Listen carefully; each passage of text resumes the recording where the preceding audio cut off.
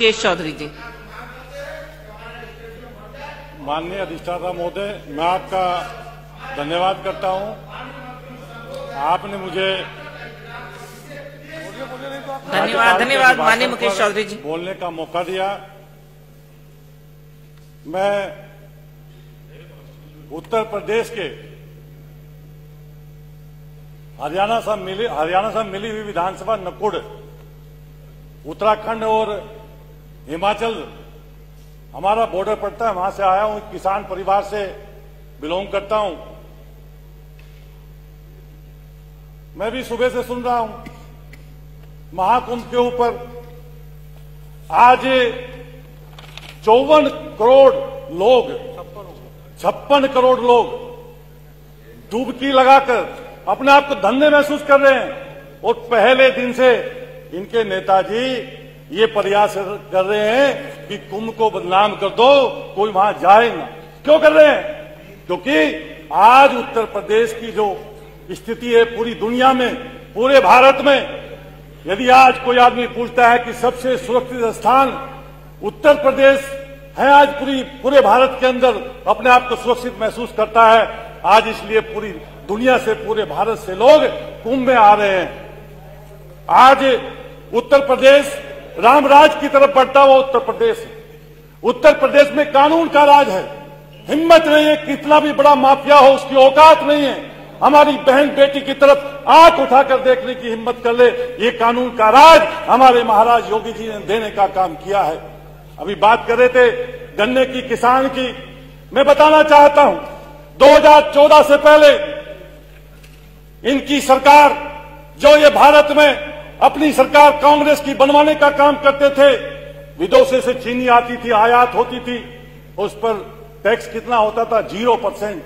धन्य है मोदी जी, आपने देश के अंदर 2014 के बाद कमान संभालने के बाद आज वो टैक्स 100% है।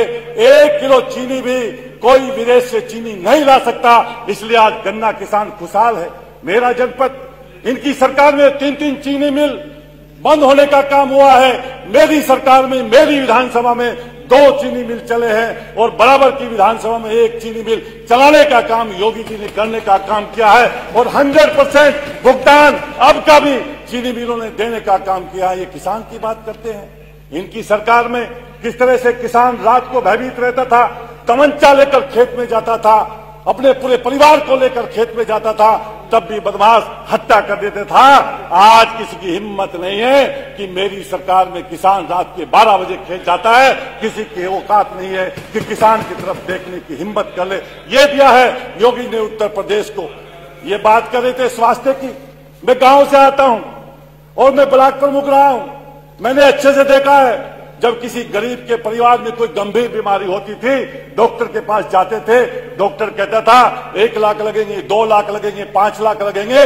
वो गरीब किसान, वो गरीब मजदूर उस अपनी माँ को, बाप को, भाई को गांव में लाकर चारपाई पर लेटाकर भगवान से प्रार्थना करते थे, भगवान हमारे पास पैसा नहीं है, इसको उठा ले।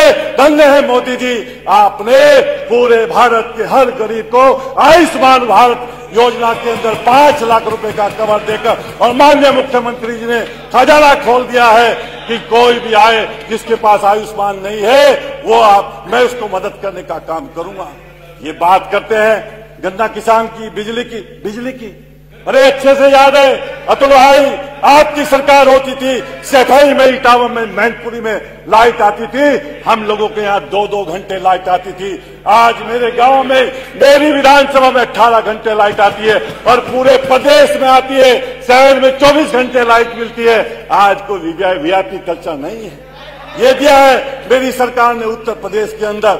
ये बात करते हैं समर भाई, गन्ने पे 100% भुगतान है मेरी। समर भाई भाव, अरे आपस में बात ना करें। मान्य सदस्य शांति रखिए। आप इधर देख के बोल दीजिए। इनके पार्टी की मुखिया की बात बता दूं, अभी हम लोग चुनाव जीते हैं। इन्होंने कहा कि चुनाव आयोग को हम कफन भेजेंगे। पुलवामा की घटना होती है तो आर्मी पे विश्वास नहीं करते, चुनाव आयोग पे विश्वास नहीं करते, मीडिया पे विश्वास नहीं करते, भारत की न्याय व्यवस्था पे विश्वास नहीं करते। इनको किसी पे विश्वास नहीं, इनको विश्वास है तो गुंडागर्दी पर है, माफिया गिनती पर है, प्रदेश को उजाड़ने पर है। ये चाहते हैं इस देश में, इस प्रदेश में गुंडागर्दी बढ़े। धन्यवाद, धन्यवाद। मेरे विधानसभा की 4 बातें। धन्यवाद, आपका टाइम खत्म हो गया। मेरी विधानसभा में पटनी से डंडोली खेड़ा सड़क का चौड़ीकरण, पटेल से नौलौली सड़क का चौड़ीकरण, माननीय डॉक्टर आर के पटेल से नकुल रोड का चौड़ीकरण, नकुल से सरसावा, सरसावा से चिलकाना सड़क का चौड़ीकरण और नकुल से सजापुर और सजापुर से चिलकाना रोड का चौड़ीकरण, मेरी बातें जोड़ दी जाए। आपका बहुत बहुत आभार व्यक्त करता हूं, धन्यवाद करता हूं। बोलो भारत माता की।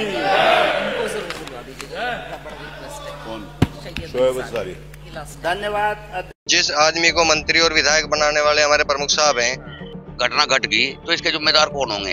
है ऋषिपाल राणा, उनको बार बार इंटरनेशनल कॉल आ रही है व्हाट्सएप कॉल के द्वारा कि उनकी हत्या कर दी जाएगी। अपने क्षेत्र में कुछ मंत्री, कुछ विधायक, उन्हें डर ये लग रहा है कि भाई आने वाले समय में उनकी सीटें जो है कहीं ना कहीं खतरे में है। एक सिपाही क्या कर लेगा? तो मेरे पीछे की आवाज आप सुन सकते हैं, ऋषिपाल राणा और चांदी राणा की जिंदाबाद के नारे लग रहे हैं। इस समय मैं देवबंद के बड़गांव क्षेत्र में मौजूद हूँ, थाना है, और थाने में आज इन लोगों को ये लोग एकत्रित क्यों हुए, इसका भी एक बड़ा कारण है। कारण सिर्फ इतना है कि जो पुरानी जो रंजिश चल रही थी देवपाल राणा और ऋषिपाल राणा की, उस रंजिश में एक मोड़ आया है। वैसे तो पहले भी धमकियां मिली हैं, मगर अब की बार इंटरनेशनल कॉलिंग की धमकी है और क्षत्रिय समाज यहाँ पर खड़ा हुआ है, अपने ज्ञापन इन्होंने दे दिया है। उन लोगों से बातचीत कर लेते हैं कि ये सिरे सिर पूरा मामला कैसा है। क्या नाम है सर आपका? मेरा राकेश राणा है, प्रदेश उपाध्यक्ष अखिल भारतीय क्षेत्रीय महासभा से। आज हमारे नेतृत्व में ये 15-20 गांव के प्रधान ये खड़े हैं प्रधान जी। सभी लोग हमें जाना था कप्तान साहब के पास, लेकिन हमारी जो है जैन साहब से बात हुई है कि भाई आप थाना अध्यक्ष बड़गांव जी को ज्ञापन दे दो। तो हमने उनकी बात मानते हुए आज ज्ञापन दिया है अखिल भारतीय क्षेत्रीय महासभा और प्रधान संगठन के लोगों से द्वारा सभी को मतलब ज्ञापन दिया है यहाँ। तो ज्ञापन हमारा ले लिया गया है। और अब ज्ञापन किस लिए दिया है, ये इसलिए दिया कि हमारे चांदनी राणा जो ब्लॉक प्रमुख हैं 2 बार से ननौता ब्लॉक से, उनके पति हैं ऋषिपाल राणा, उनको बार बार इंटरनेशनल कॉल आ रही है व्हाट्सएप कॉल के द्वारा कि उनकी हत्या कर दी जाएगी। तो इसी सिलसिले में हम ज्ञापन देने के लिए आए थे। अभी सारी जो हमारे संगठन है उनमें पुंडीर खा पंचायत है, चौहान खा पंचायत है जिसके अध्यक्ष नैनपाल जी हैं, और पुंडीर खा के पंचायत दूधली से हैं हमारे बबली जी, और एक कुशवा खा पंचायत है राम सिंह, और हल्दर किसान यूनियन के लोग आए हैं। सभी ये यहाँ से मांग करते हैं कि ऋषिपाल राणा जी को वाई कैटेगरी की सुरक्षा दी जाए, जिसकी जान माल की सुरक्षा की जा सके।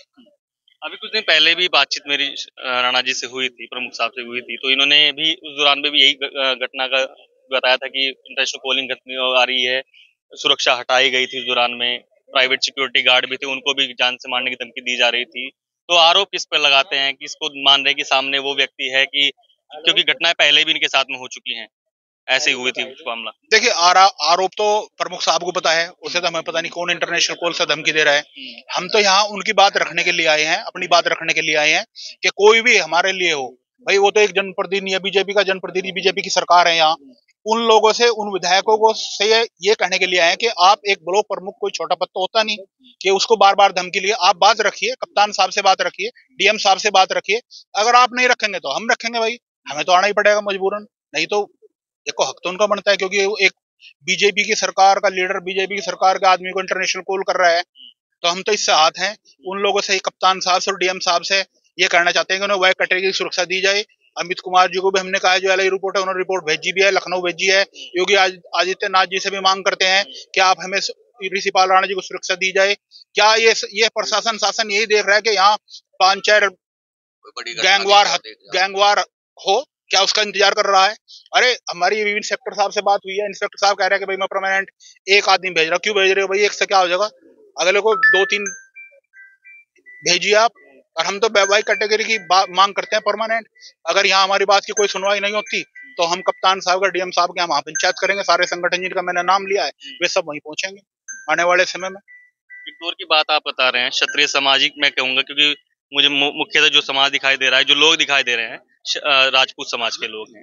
आज मांगे उठाई जा रही हैं, आपके सीएम आपके समाज के, आपके मंत्री आपके समाज के, आपका पूरा समाज चारों तरफ से घेरा हुआ है, क्षेत्र की राजनीति संभाल रहा है, तो इन ऐसे प्रकरणों में भी आपको सामने आना पड़ रहा है, तो कैसी बातें हैं ये? देखिए, हमें बहुत दुख हुआ इस बात का कि हम लोगों को आना पड़ा, नहीं तो हमारी जरूरत ही नहीं है भाई। हमारा तो लोगों का समाज का सुधार करना है, हमारे मामले में कोई मतलब ही नहीं है। लेकिन अगर समाज के आदमी में कोई पीड़ा होगी तो उसे बताने के लिए तो आना पड़ेगा। लेकिन यहाँ सब समाज के लोग हैं, त्यागी समाज के प्रधान जी हैं कचराई से, हमारे रामपाल सिंह जी हैं, प्रधान जी हैं कई बार के, वे भी हैं। ऐसा ही एक ही समाज है, सब समाज के लोग हैं। शर्मा पंडित जी समाज के लोग हैं, यहाँ प्रधान जी हैं सब, 15 गाँव के मौजूदा प्रधान है। 36 बिरादरी है आज यहाँ। 36 बिरादरी है ये। अच्छा, तो अब आगे क्या बातें रहेंगी, क्या सोचा है आगे क्या? हमें आश्वासन पूरा मिला है। देखिए, हमारे जैन साहब से बात हुई है, उनसे भी हमें पूरा आश्वासन मिला है कि जो भी होगा आप एसओ साहब को दे दो। अब उसके बाद जो कार्रवाई होगी देखेंगे, नहीं कार्रवाई होगी तो 1 हफ्ते बाद डीएम साहब के पास पहुंचा जाएगा, पंचायत लेके वहाँ। प्रधान जी, आप भी सोच रहे हैं क्या होगे भाई साहब? बिल्कुल। मैं तो आपको इस जो है प्रकरण की एक जड़ और आपको बता दूं। कुछ यहाँ हमारे प्रदेश में कुछ मंत्री अपने क्षेत्र में, प्रदेश में अपने क्षेत्र में कुछ मंत्री, कुछ विधायक, उन्हें डर ये लग रहा है कि भाई आने वाले समय में उनकी सीटें जो है कहीं ना कहीं खतरे में है। हमारे प्रमुख साहब को सुरक्षा वो लोग नहीं देने दे रहे हैं। उनका प्रेशर है प्रशासन के ऊपर, प्रशासन काम नहीं करता है। अच्छा। नहीं तो प्रशासन काम कैसे नहीं करेगा? उन्हें सुरक्षा नहीं दिला रहे हैं, खाली अपनी सीट बचाने का काम चल रहा है। दुश्मनी जो है जिसकी चल रही है उसे जो पीछे खींच दिया उन लोगों ने। ठीक है कि जैसे चल रहा है प्रशासन को बोल दिया भाई चलने दो, कोई दिक्कत नहीं है। तो क्या लोकल पॉलिटिक्स इन्वॉल्व हो रही है सर इसके अंदर? शायद हो रही है तभी तो ये मामला हो रहा ना। अगर ना होती तो ऐसा मामला नहीं होता। और बीजेपी में है प्रमुख साहब भी, और जो नेताओं की नहीं सुरक्षा होने की, तो हमारी क्या सुरक्षा होगी? हम पब्लिक की है, बताइए आप। हम तो यही कहना चाह रहे हैं डीएम साहब से भी जाएंगे, मतलब क्षेत्रीय विधायक जो नेता एमपी है, अगर उनकी गलती है तो वे भी गलत मतलब वो करे गलत काम। मगर ये तो नेताजी एक साथ बैठ खड़े बड़गांव के चौक चौराहे पर ही वोट मांग रहे थे इकट्ठे पिछली बार में। तभी तो बात है ये अंदर का राजनीतिक। आप लोग तो बड़े लोग हैं, समाज के लोग हैं, तो आप तो जाके समझा सकते हैं। समझाने का टाइम आया भी आया नहीं, अब आएगा। अब आ गया अब कुछ ना कुछ तो निर्णय लेना पड़ेगा। चाहे वो अच्छा ले चाहे बुरा लेना पड़ेगा, जरूर लेना पड़ेगा। और ये कहते हैं हम भी क्षेत्र से, प्रशासन से, लेकिन जब भाई बीजेपी में है हमारे प्रमुख साहब भी और बहुत लोकप्रिय हो रहे, तो ये तो कुछ ना कुछ तो रुकावट है, चाहे क्षेत्र के नेता की हो चाहे किसी की हो, कहीं ना कहीं तो है प्रशासन की। प्रशासन ने जब पहले भी रखी तो ऐसे हटाई क्यों गई? बीच में 4 महीने से हट रही दिखे, 4 महीने से फिर हटा दी गई। सुरक्षा चाहिए और सुरक्षा यहाँ नहीं मिलेगी, चल लखनऊ तक जाना पड़ो, वहां तक जाना पड़े। तो ये बड़गांव थाने से रिपोर्ट है, यहाँ पर राजपूत समाज से लेकर के अन्य समाज, सारे समाज इकट्ठे हुए, जो चांदी राणा के पति हैं ऋषिपाल राणा, उनके मामले को लेकर के लोग इकट्ठे हुए हैं। फिलहाल खबर में इतना ही, धन्यवाद।